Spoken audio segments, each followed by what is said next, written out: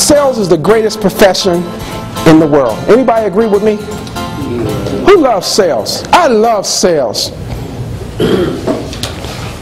And it's the highest paid profession in the world. Did you know that?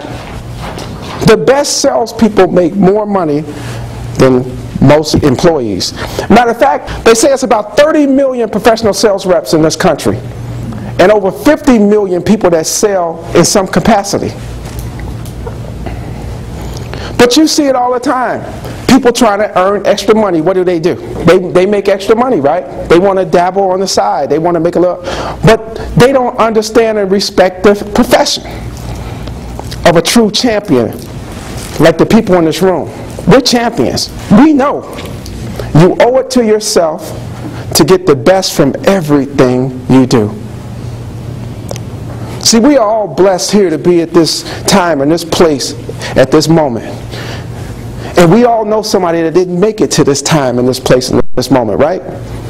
So it's what we do with the time that we have.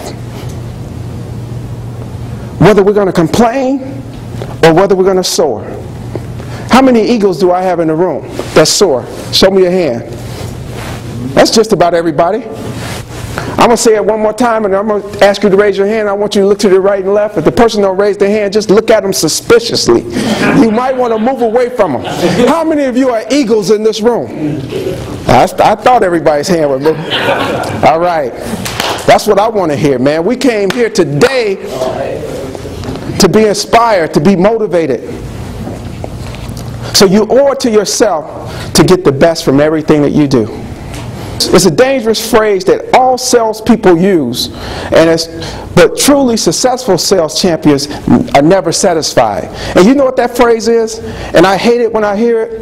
Well, I hate when a salesperson says, "I'm doing okay." What does that mean? I'm doing okay. You barely making it. Any sales managers in here? Don't you hate if you talk to one of your reps and your rep said, "I'm doing okay"? Get that guy out of here, man. He needs to be fired. You never use those words. You're never satisfied. You're always hungry for the next challenge. Now, we were always taught to do good, right? Everybody say, "You do good. You do a good job." When you put in a good effort, it's not good, it's not bad. The results are just treading water. So when you're good, you tread in water. Got that? Yeah. Most of us strive to be good. That's the average, right? It's good. So when you're good, you do what? You tread water. So when you say, "It's okay, I'm doing all right, I'm doing good," you're treading water. I want you to get your sales muscles. I want you to be able to work on your craft. I want you to get your sales muscles. And you know, just like working out, when you first start getting your muscles together, it hurts, doesn't it? Anybody ever lift weights in here? It hurts when you hit the weights. Some of us haven't worked out so long, if we lift weights, we might hurt ourselves. Might sprain something because the weights are too heavy for us. So you have to start light. And that's the same way your sales muscles are. I'll show you how easy it is to have a habit that's good and a habit that's bad. I want everybody to sit straight up in your seat right now. Sit straight up. Straight as you can. Straight as an arrow. After a minute, it's going to start feeling a little bit what? Uncomfortable. Why is it uncomfortable to do it the right way? Because we've been doing it the wrong way so long, now it's uncomfortable. I want everybody to sit like that for the rest of the hour. You're all on punishment. You can relax. Daryl is like, "Can I stop?" Hey, I got muscles, George. They're back there, right? It's right in my back. There's real muscles. It says it takes 30 days to change a habit. 30 days. Not 30 minutes. Not one time. But how many days? 30. How many? 30. So if you want to do something and you want to do it right, how long will you work on it? 30 days. See, right now, there's a bunch of crap going around. It's on the radio, it's on TV. It's called 6-minute abs. Work out without working out. You see the stuff, right? Where people tell you to do these things and it's so easy, you don't have to work at it. All you have to do is be there, Dustin. And you're going to be in shape, baby. You're going to look good. And you're looking at late night TV and you're eating a donut, right? And a donut is good to you. And then you see the guy with the shake weight. Oh. And the guy got the abs. He got the abs, right? And he's looking good. Dustin, he's looking good, man. He's looking the way you want to look, right? You know, he's doing it, shaking, man. He's shaking. How easy is it to get your legs ripped, your arms ripped, your shoulders ripped from shaking, right? And so you order it. You order it, right, Chris? You order it because it's easy. It's the biggest crap game going. See, there's people that think you can do a 30-second sales job. They tell you don't need to cold call. You call, that's what I want. You have no customers, no base, no prospects, but you don't want to cold call. You just want it to work. You can say you know what to do, but it's one thing, it's another thing to utilize what you know. I know people that always say things to me like this when they know I speak. I know that. I know that. Haven't you heard that before? It's nothing that we're talking about that you don't know. But how many of you utilize it to your fullest all the time? That's what the difference is. You know what to do. Each and every one of us know what to do each and every day. But how many of us take advantage of the day to its fullest extent? The formula to success is preparation plus hard work equals success. Preparation plus hard work equals success. What's the formula for success? Preparation plus what? Hard work. Is it the shake weight type of work? No. Is it the 6-minute abs? No. Or is it getting in the gym for an hour and a half, 3 or 4 times a week, sweating it out?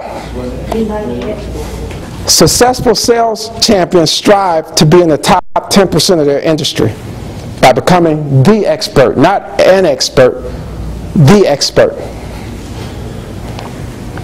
Who's in their top 10%? You always look. With every company I've gone to, the first thing I did, I said, show me the list. In the interview, I said, I want to see the list. And everybody knows what the list is. What's that list? That list is who's in the President's Club. That list is who's at the top. That list is who are the go-getters. Where do they live? What state are they in? Then I said, give me their numbers. Give me the top 3 producers' numbers. I want to talk to them. I want to find out what they do, how they do it, how they become successful in this industry. If you're not doing that, you're going to be around with the bottom feeders. And Dustin, let me tell you about the bottom feeders. See, the bottom feeders sit, and they sit in the fetal position. Anybody know what the fetal position is? That's the position when you're sitting like this, when sales are not going right. And when you sit in the fetal position, because I've been there before, and the sales are not right, I turn on Oprah. Jim, that's what works for me. I turn on Oprah, and I always turn the lights down, and I close the shades, and I feel real sorry for myself because things are just not going right. I don't know if you've ever been there. Have you ever been there? If your boss is sitting next to you, just say no. Just say no. I haven't been there. We'll talk later offline, okay? But we know, we know. I see some eyes rolling in saying, I like that position. It's comfortable. Happiness exists when the things you believe in are consistent with the things that you do. See, you're in a happier state when you do the things that are part of your philosophy. You're in a happier state when the things that you really believe in your heart, you go ahead and do it. I know it for a fact. And when your salespeople are happy, they sell better. It all comes down again to the belief system. The thing that stops us from achieving success and happiness is what we call fear. And fear is false expectations appearing real. Fear. False expectations appearing real. Fear can stop you in your tracks. Fear stops most of us from doing what we want to do when we want to do it. Fear is that thing that says, I can't, I won't. That's salespeople's worst enemies, fear and rejection. We need to be outstanding. Outstanding is when you're on the other level. Outstanding is when you're walking down the aisle and everybody's saying, how did he do it? Outstanding is when you have the ring. That's when you have the ring, baby.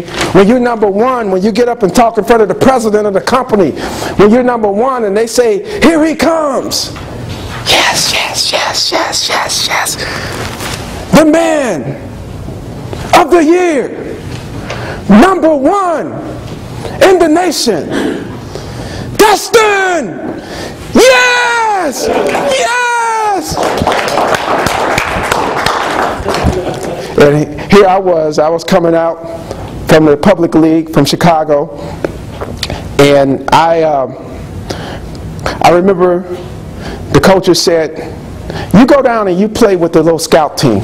You go play on a scout team, and you make sure that you don't touch any of the running backs when you down there, because those guys, they're going pro, some of those guys. Those guys were big time all conference. And he sent me down with the ragtag team because I was 8 teams back. So the first play they said, well, we're going to practice goal line. You go to the corner, and when the running back comes and he comes through the hole, just touch him and let him through. This was the offensive coaches talking to me, because the defensive coaches are down with the first team. So I said, Coach, that's not the way I play. I said, if somebody comes through, they get hit. He said, don't touch them. One of the running backs came through the hole, I hit him, bam! I said, you don't come this way? He said, what is wrong with this guy? Is he crazy? We said, don't hit him. The coach came in, he grabbed my helmet. He said, I told you not to hit him. I said, Coach, you don't understand. I need to make the team. I'm 8 teams back. People start pointing at me. Get that guy. They designed another play to come my way. I moved out of the way of the defensive back, of the fullback, and hit the running back again and picked him up and slammed him to the ground. The coach came over again. He said, did you understand what I said? I said, no, I don't. I need to make the team. Coach, he come my way, I'm going to hit him. By then, my coach, who had recruited me, heard all the commotion. And he came down to see what was going on. And he heard them saying, this son of a man, he's crazy. He's hitting people. He's doing everything he don't supposed to do. He said, he is. You come with me. I have something I want you to do. He put me on special teams. And he said, now you go down, and wherever that ball goes, you go. And you run down and you just break up the wall. That's the craziest job you can ever have in football, is to run and throw your body into everybody to break up the wall so other people can make the tackle. But I went from 8th team to 7th to 6th. By the end of camp, 2 weeks later, I was on the 3rd team. You couldn't be out there and get in the fetal position. And that's the same thing now. You have to be a beast out here. You have to say, this is mine for the taking. Because if you don't take that customer, somebody else will, right? People are buying and purchasing things every day. Every day. It's just, who are they going to buy it from? Are they going to buy it from you, or are they going to buy it from the next guy? It's all up to you.